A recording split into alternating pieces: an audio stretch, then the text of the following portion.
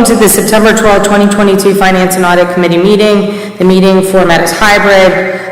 Quorum is not physically present at the HART administrative offices. However, we can proceed forward with this as a workshop meeting to allow for a presentation to be given. Please look at your screens and your devices, and an image of the flag is displayed. Please join me in the Pledge of Allegiance.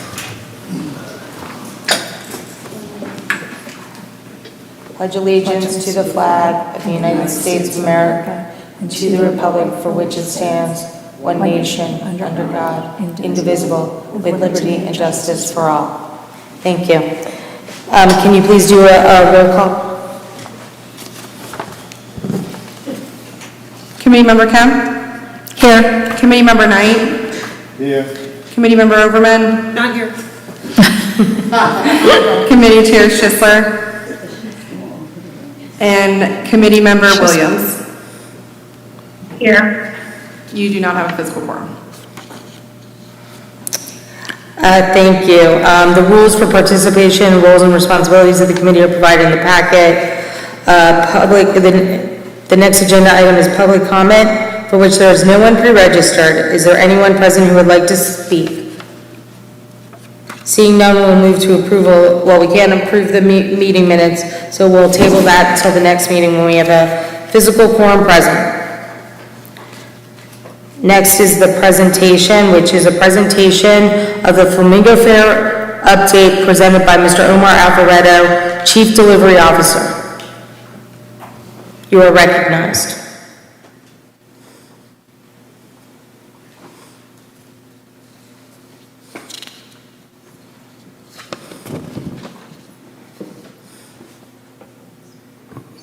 Thank you very much. Good evening, everybody. So this presentation tonight is an update on the Flamingo Fairs.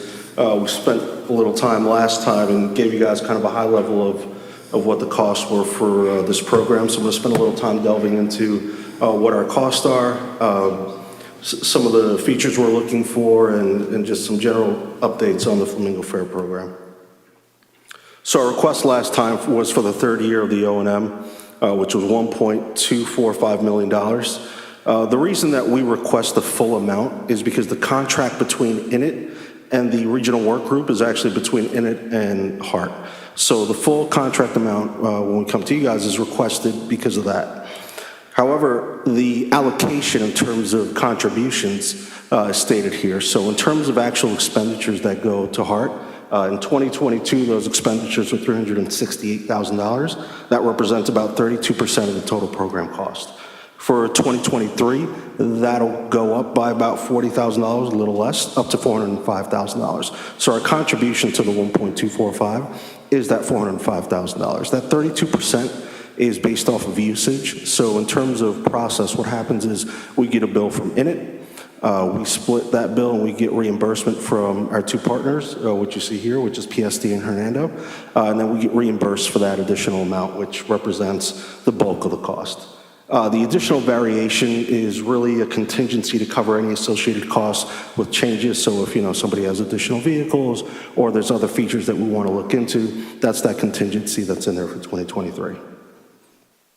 This is kind of an itemized line summary of all the expenses for 2022, bringing us up to the 1.1 for fiscal year 2022, including the $368,000 contribution from HART. As I mentioned before, in 2023, that contribution will go up to $405,000. That does include that $78,000 contingency that we spoke about earlier. So 67% or so comes from PSTA, about 0.5% from Hernando, and the 32.5% from us at HART.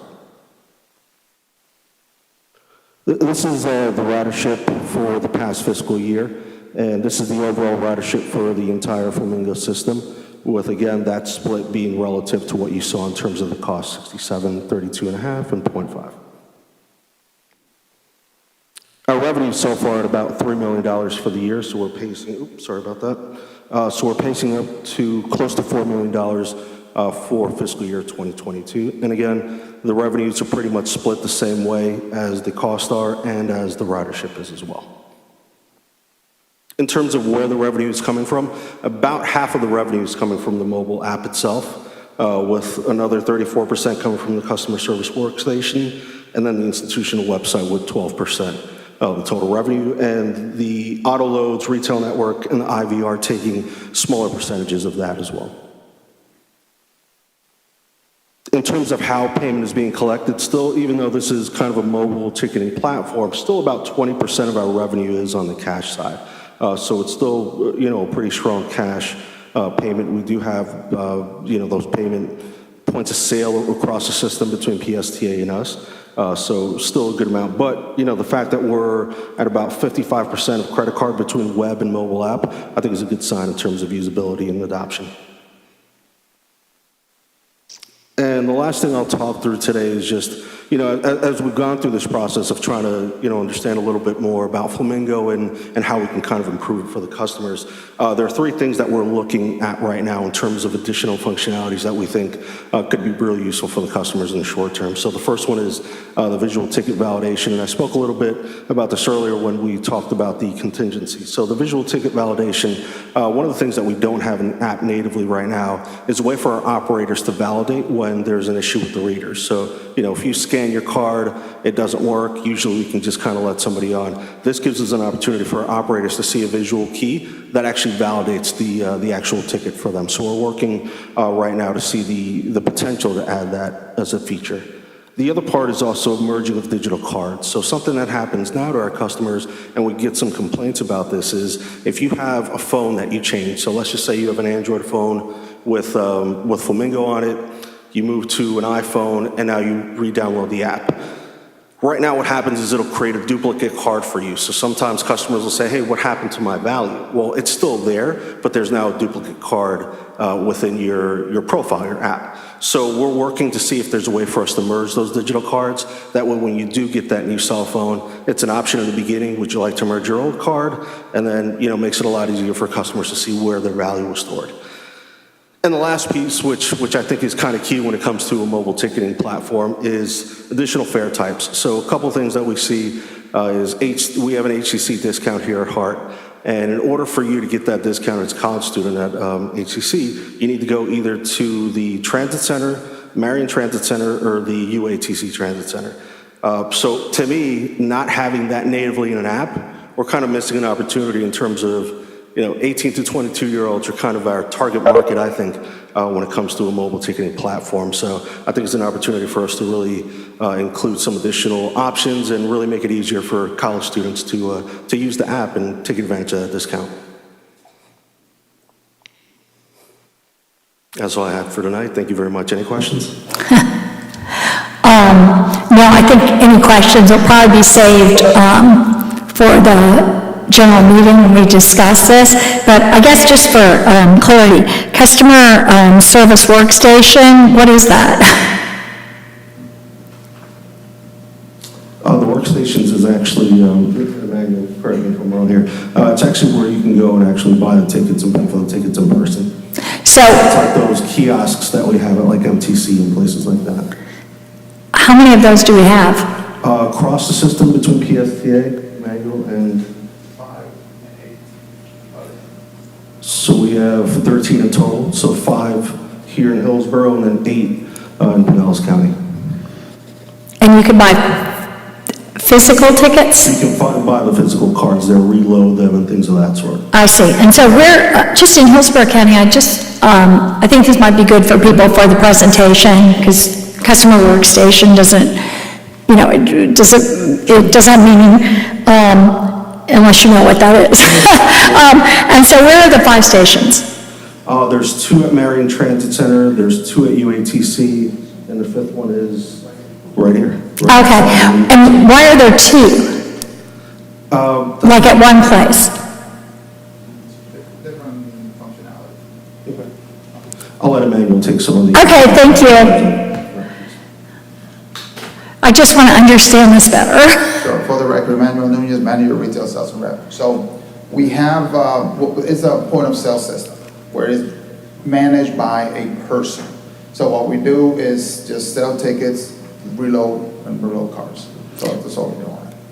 Okay. And why do we have 2 at MTC? Well, we have different functionality. So at MTC, we have one in front, everybody in the lobby, And then I have another representative that is actually answering some phone calls for a customer, taking care of those customers, and they have their own station to be able to support the customer when they request any type of questions or any type of balance transfer that they need. The other thing I think would be good for us to know when the presentation is done, overall, I don't know if you can answer this tonight, but I think it'd be good, is of all the rides that we sell, how many are done on Flamingo, and how many are done on the app on a phone, and how many are done with a physical card? And that might be, so that we understand kind of how the system is being used and the benefits of that. I know you said you collect $3 million, did you say, moving to $4 million? And then also, I think, when I saw before, and I think it'd be good, I guess of that, 3 million, the benefit, I mean, obviously we're providing a ride like we do if somebody just pays cash when they get on. So, of that, what is the cost per a ride that, we're costing out for this system? Yeah, we have, we have the revenue split up between the mobile ticket and, you can see that there. We can split this credit card piece to differentiate between that. Oh, right, I'm sorry, I know I was able to focus on it more before when we were doing this, and so... But if you want that split out further, that's a pretty easy exercise. Yeah. And I think to understand the scope of for the whole system, so that we can kind of get understanding of how Flamingo's working for us. Sure. Mr. Knight. Again, thanks for the info, but what I wanted to know, you're getting over... I don't think your mic is on. It is? Shortly over 1 million, and you have 5 stations, 2 at UT and then Marion and here. How much does it cost to installation for those? Sure. And say like the top 5, if it was, if you added more, the possibility of generating. So I will say this, just from, a user standpoint, over half of our usage is coming from the mobile app, and close there too. So of that 3 million, 1.5 of that or so, let's just say for round numbers, is coming from the mobile app. So if those credit card point of sales really represent 373,000, we can compare that cost to installing all those things to that, I would say. But fair question, happy to bring more details on that. Great. Do you have any other questions? That's it.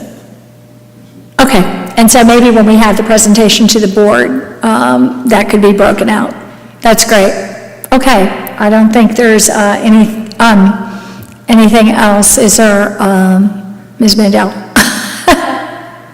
We actually do have a couple of other items on the agenda, although we can't take action on them specifically, we can form consensus.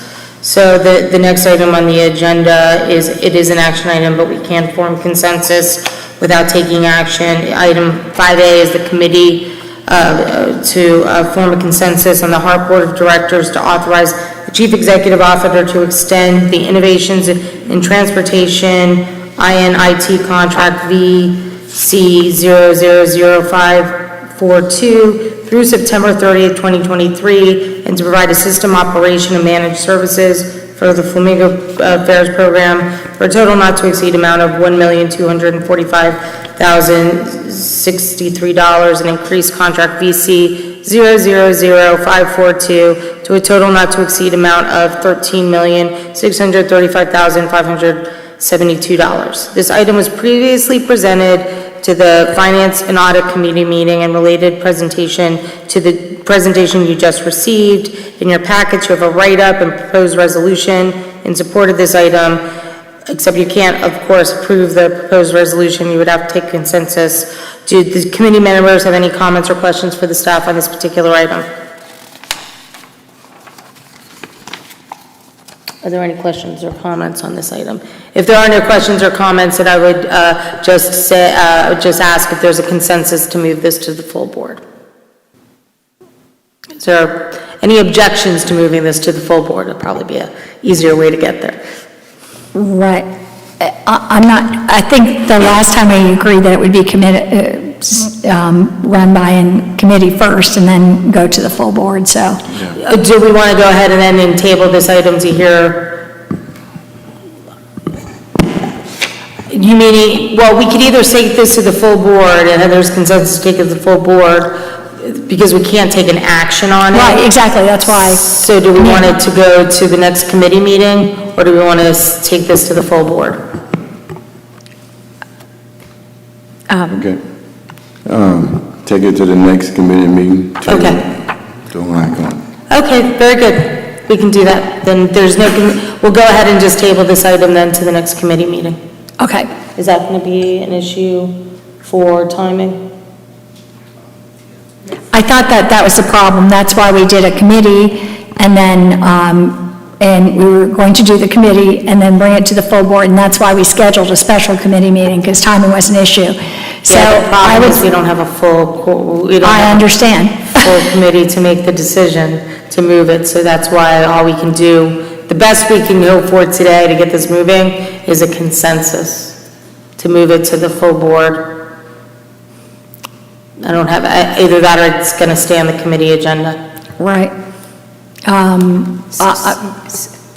May I, Madam Chair? Sure. So if we look in, I know we didn't approve the minutes, but if we look at the minutes, there was conversation related to this action item at the last committee meeting.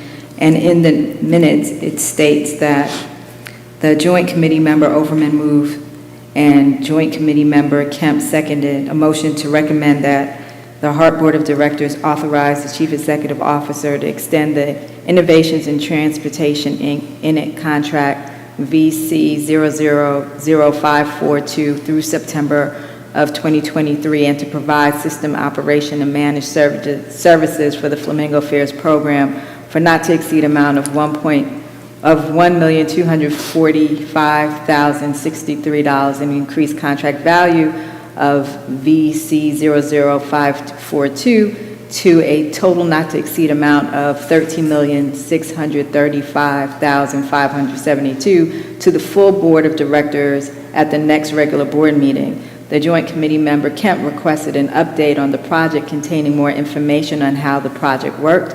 Joint Committee Chair Schisler agreed with Joint Committee member Kemp's request, adding that he too would like more information before the vote. Joint Committee member Overman agreed with the previous request, noting that there were changes to the contract which would explain the increase, but she would like an update and more information before the final vote. Joint Committee member Knight made a substitute motion to set aside committee action item, recommend the HART Board of Directors authorize the Chief Executive Officer to extend the Innovations in Transportation, Inc. INIT contract VC 00542 through September 30, 2023, total not to exceed, to provide system operation and managed services for the Flamingo Fairs program for a total not to exceed amount of $1,245,063 and increased contract value for VC 00542 to a total not to exceed amount of $13,635,572 until additional information is available for discussion. Joint Committee member Kemp seconded. Joint Committee member Kemp noted that the motion provided a wise way to proceed. She inquired if there were any time pressures for the contract. Ms. Kathy Zickafoos, Director of Procurement and Contracts, answered affirmatively, noting that the contract was time sensitive because the managed services would expire at the end of September and it was needed for FY23. Joint Committee Chair Schisler inquired about the consequences if the action was not approved by September 30, 2022. Ms. Zickafoos stated that the contract could be delayed a month if needed to be presented at the October board meeting. Ms. LeGrand pointed out that there was a board meeting on September 26, 2023 before October. Joint Committee Chair noted that the board meeting was later in the month, so the Finance and Audit Committee would meet prior to the meeting to discuss the project. So this continues, but the crux of it was that this was the next step, was to present the details at this committee meeting so that we could take it to the full board meeting on the 26th. If we want to have a full presentation at the full board meeting, I look to you, Ms. Mandel, but that may cover what was requested as far as providing more detail, especially since there have been a request for additional breakdowns. and maybe we can just put it on the full board agenda since it has been presented twice at committee. I think that's your option at this point, because we can't take an action today. We can have consensus to advance it to the board meeting and have it on the agenda for a presentation. I'm comfortable you can take that action. Okay. In my opinion, I don't even think we should be discussing this. We had an opportunity early on to add this while everybody was here. We didn't. We don't have a quorum now, so to make a decision. But we right wouldn't be now, able to move do on. it during the budget meeting, so that would be the problem. That's where we got in this kind of crosswise place of timing, so we would, I mean, at the end of the day, we'd still have to go back to the full board, no matter what, for an ultimate action. The only difference is you can't take an action today that would give that recommendation or not that recommendation. So the only thing we can do is have consensus for it to go to the full board meeting for that purposes. If we don't have that consensus to put it on the full board meeting, there may be a legal issue as it relates to this existing contract. Okay, no consensus from me. Thank you. The only other option then we would have is I think we would need to come back, the administration would need to at least come back at that September 26th meeting and explain what the legal consequences would be of not extending the agreement. Because I don't think, unless you have somebody here who can explain that right now, I'm not familiar enough with that. It would seem, No. I would just say it would seem to be that it has to be noticed. May I respond? Just in reading the minutes from Ms. Zickafus, who is the Director of Procurement, who's also in the room right now, so Ms. Zickafus, if you'd like to come to the podium. But it seems as though, based on her previous comments, that we would just have to ask for an extension of a month, and we can go into the next cycle again, which would be going to committee in October with going to the board meeting in November.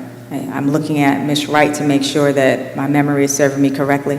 So there is no board meeting in October, but there would be one in November. Is that accurate, Ms. Wright? Yes. Okay, so we would have to ask for a 2-month extension. Is that accurate? Yes, that would be accurate. So that could be, thank you, Ms. Zickafus, that could be the way forward, in response to Director Knight's request to get more information before we go to the full board. We could put this on our October committee meeting agenda, and then at that point in time, we can have a determination if we can go to the full board in November. And I would also suggest if that's the direction we're going to go and that's the consensus, that we make sure it's very clear that we're going to need to have a quorum at that meeting, a physical quorum present, in order to take an action on this item. Otherwise, we're just going to end up in the same situation that we find ourselves in now. And I get that it's frustrating with the requirement that you have the physical quorum present, but that is the state of the law that we have to live under in order to take an action.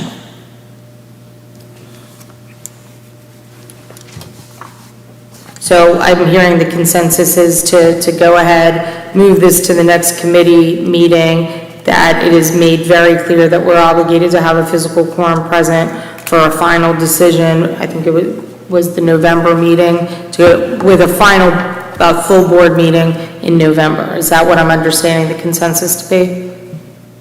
Yeah, Yes. I'm in agreement. I don't know if Board Director Williams has any comment on that, or if that's acceptable for her.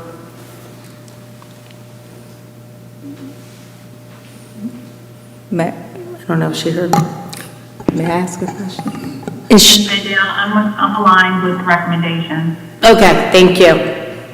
So that's the consensus, and we'll go ahead and move that in that direction. Thank you. There's a couple more items on the agenda that we do need to at least see if there's consensus to move forward with. The next item is action 5B, which is in your packets. There's a write-up, proposed resolution, and the agreement is an attachment to a form, a This would be to form a consensus to move this item to the board, the HART Board of Directors, approving a 3-month extension to the operation agreement for the Tico Line streetcar system.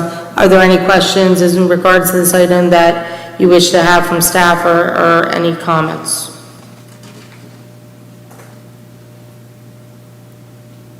I have no objections. Hearing no questions or comments, is it consensus to move this item forward to the full board at their next meeting? If I don't hear any objections, I'm going to assume that there's consensus. I object. Okay.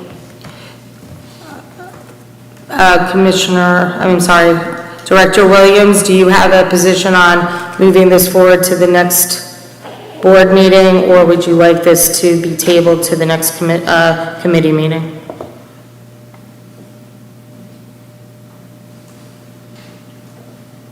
We do not have a quorum at this point, right? That is correct. What I understand.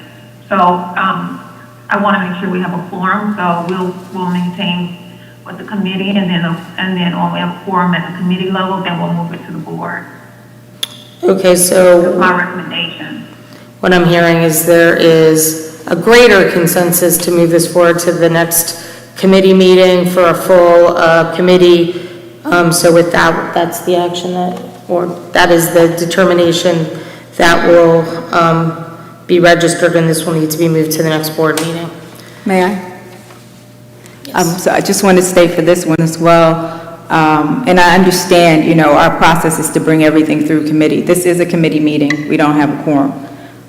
This action item to extend our operator agreement for the Tico streetcar system expires the end of this month. So we will have an expired operating contract with Tico if we don't get a board approval to extend the contract.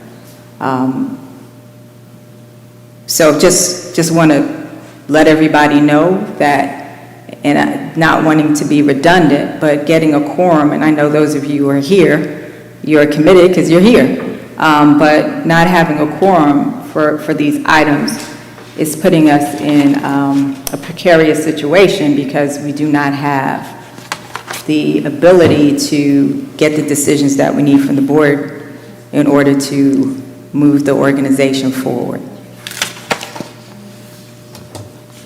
So Ms. LeGrand, thank you for bringing that forward. From the standpoint of what are so have we ever gone a month or 2 months into the next committee meeting and extend the contract, or do we make another recommendation to stand as it is? So what are the options if we don't agree at this point? So I would have to, you know, turn to legal counsel just to find out how we would manage the contract with Tico for our streetcar operating agreement. If it expires and we don't have board approval to extend it, is there something that we can do in an interim? Or I don't have that agreement in front of me to be able to opine on that. That being said, perhaps what I can do is look at that between now and the board meeting, and I can give a report at that board meeting. I do understand the TICA board has approved this. That is correct. So the best I have to offer on that item is for me to be able to take a look at the contract and opine at the board meeting, which for the record, I'll opine on that issue during the legal update. Okay, thank you. Okay. So just to make sure I clarify Ms. LeGrand and Ms. Mandel, you're saying we won't have an operating budget to move forward with our TICO operation? TICO streetcar? The issue is this agreement will expire at the end of this month, and this 3-month extension would allow that to continue past that. What I don't know as I sit here and cannot opine on is what the effect would be if we basically get to the end of this contract and we don't have an extension. I'm not able to give that opinion as I'm sitting here because I don't have the agreement in front of me to look at that. What I can do is at the next meeting, give you that opinion. I can also work with the attorney for the streetcar to make sure we're all on the same page. Perhaps it's not that big of an issue. Perhaps it's a huge issue. I just can't say as I'm sitting here. So unfortunately, that is where we find ourselves, is that we don't have a physical quorum present. We can't take an action to move this to the next board meeting. And we can't take an action. So the only thing we can do is either form consensus to go to the board meeting and have it heard by the full board, or alternatively wait for the next committee meeting. And without that consensus, it will just turn over to the next meeting. So right now, that's where we are on this, and I don't have another option to give you other than those options I've just given. Thank you. Ms. LeGrand, the 3-month extension, we still have 3 months, or have we utilized some of the extension at this point? So for the 3-month extension, we're asking to extend our agreement till the end of this calendar year. So the 3 months would be October, November, and December, which would afford us the opportunity to review the language in the contract and ensure that we can bring that back to the board so that the board can have more input into the operation agreement that we currently have. Thank you. During my legal update, that's what I'll do, is I'll provide what the consequences are and also whatever other legal processes we're in the middle of, and I will go ahead and get in touch with the attorney who represents the streetcar board and work that through. And I will give that report at the meeting so that everybody's clear that that's on the agenda. Thank you, Ms. Mandel. Ms. LeGrand, I see we'll have conversations at our board meeting, so I think we can determine the next steps. Are we saying I think that probably will be best for us at this moment. And I'm not there, so I'm probably the one that's causing us not to have a quorum, so. Well, I think there's some other folks who could be here, so I Yeah. would say that is the truth. I mean, you know, it's just, it's sometimes hard, and it is, certainly the Florida legislature and the opinions of the Attorney General have not helped our cause in that regard. So that's as editorializing as I will get on that matter. Okay, thank you. Well, do we have a motion to? We can't make motions. Yeah, for the. Yeah, unfortunately, we can't make a motion. That's where we have our sticky point. So do we have to move on to the next item? Yes, we have to Go move on. ahead. There's one more item, and the next item, and I'll go ahead and read that. Next action item is 5C. In your packets, there's a write-up and proposed resolution for us to determine if there's consensus to move this this item to the HART Board of Directors, and this would be to authorize staff to proceed with the solicitation for smart net maintenance renewal beginning fiscal year 2023. Are there any questions or comments from staff, or is the consensus to just go ahead and table this until the next committee meeting and have that heard at the next committee meeting? Decision. Is there a time issue on that? Is there a time issue on that?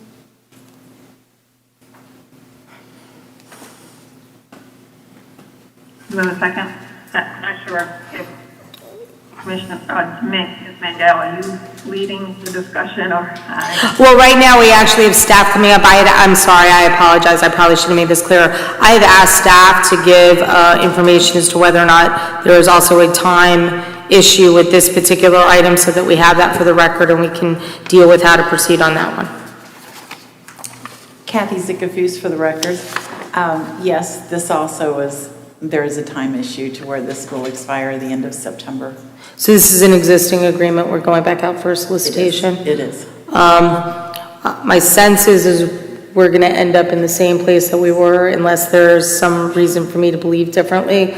Is that going to, I mean, is there a conversation that we need to have for me to also update the board on that particular item? This particular contract, the incumbent has a contract with Hillsborough County, which HART they'll offer HART the same pricing, and HART is named on the county contract. So we can either move forward and do a piggyback on the county contract with the incumbent, or we can put it out to Cisco Gold Partners after we receive board approval. Is there a chance on that particular, well, I mean, that one has a little bit of a different time issue involved, and it sounds like you probably can give that a little bit of extra time to just bring that to the next committee meeting, since you don't have, and it doesn't sound like you have an expiring contract. You have an opportunity to piggyback. Right, we can piggyback. Okay. So what I'm hearing is that one, although there's a time component, it would probably be okay to put that on the next committee agenda. Mrs. Zimmerfuss, when does this one end? The end of September. Our current contract ends the end of September. So if it ended at the end of September, we would have to either come back and ask for an extension. Could we get an extension after the fact, or would that be too late? Like if it expires, could we come back? What is the window of opportunity to still extend a contract after expiration? Well, we should have another contract in place at the time of expiration, so I don't think that we would want to ask for an extension of the current contract. We would want to go out and get pricing. Either go out and get pricing from Cisco Gold Partners, or go ahead and award a piggyback contract on the state contract, or on the Hillsborough County contract with a Cisco Gold Partner. Perhaps that's something you can work on after this evening and make the decision the best way to proceed forward. And I just have a point of order, not with regards to this, or should we move, we'll finish out this discussion as to the first item. Yeah, well, let me just step back. You know, we clearly aren't going to have consensus to be able to move this item either. So I'm just trying to make sure that we're not creating a legal problem for that to be put off.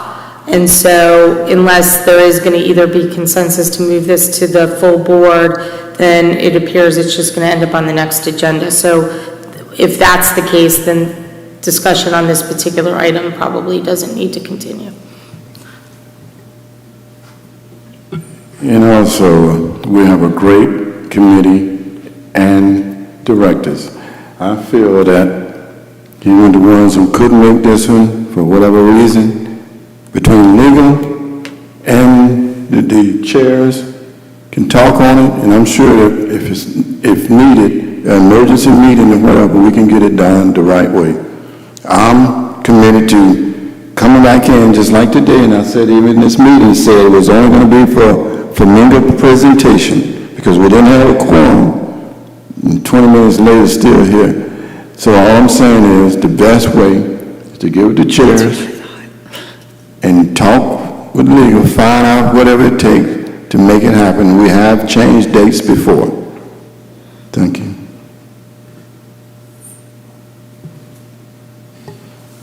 I think we've completed all the items that were I'd just like previously to on the agenda. go back to the first item we had with a point of order, because this is to my memory, and here's the minutes. And it was my motion, eventually, the substitute motion that was made as to the Flamingo, the first item we had. And the motion is that Member Kemp made a substitute motion to notice and have Finance and Audit Committee meeting on September 12, 2022, to receive more information and explanation on the committee action item. Recommend the HART Board of Directors authorize the Chief Executive Officer to extend the Innovations in Transportation INIT contract through September 30th and to provide system operation and managed services for Flamingo Fair programs for a total not to exceed $1.2 million and increase to a total not to exceed $13,635,000. And then to be moved forwarded to the September Board of Directors meeting. Joint Committee Member Overman seconded the motion, and we passed it unanimously. So it contemplated that this would only receive a presentation tonight which is what I understood and what I remembered, and here's the minutes reflecting that, that it would, at the last committee meeting, we made a vote to move it forward to the meeting, but with a presentation at this meeting. So what I hear you saying, Commissioner Kemp, is that the previous motion, which was made at the Finance Committee meeting, only contemplated that at this meeting we would have a presentation.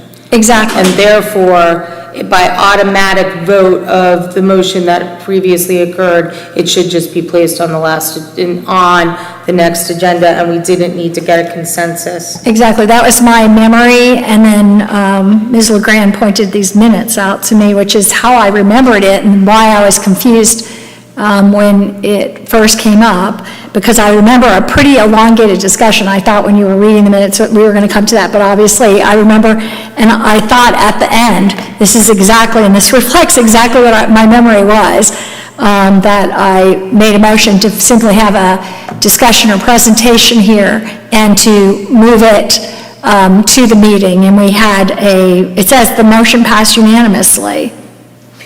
Yeah, no, I understand what you're saying. We just have this middle action that was just became more complicated because we didn't have a quorum that can take an action.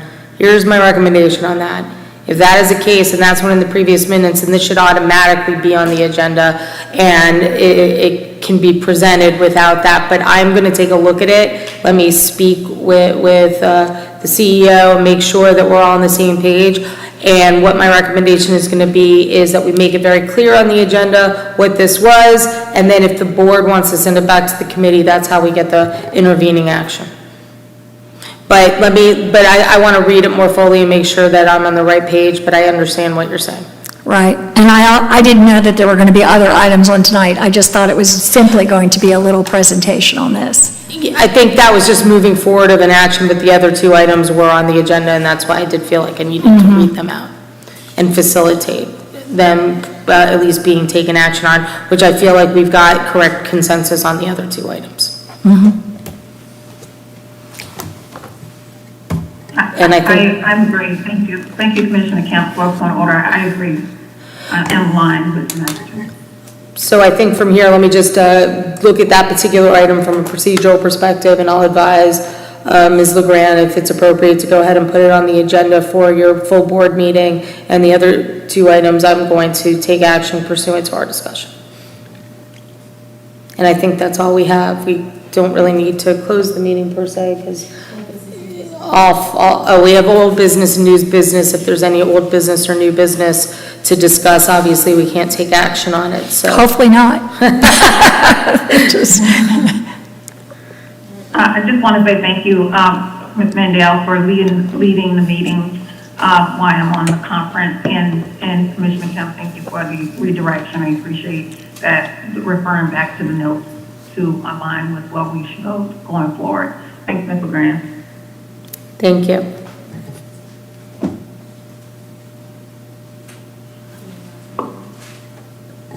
I think you can, because I'm not technically chairing the meeting. Well, maybe I could adjourn it then. Problem is, I can't act as the chair of the meeting. We need to adjourn. I'm not a member of the board, so I can't act I'm as the sorry, chair. Ms. Williams, Director Williams. Meeting adjourned. Great, thank you. Thank you. Thanks. Thanks for using WebEx. Visit our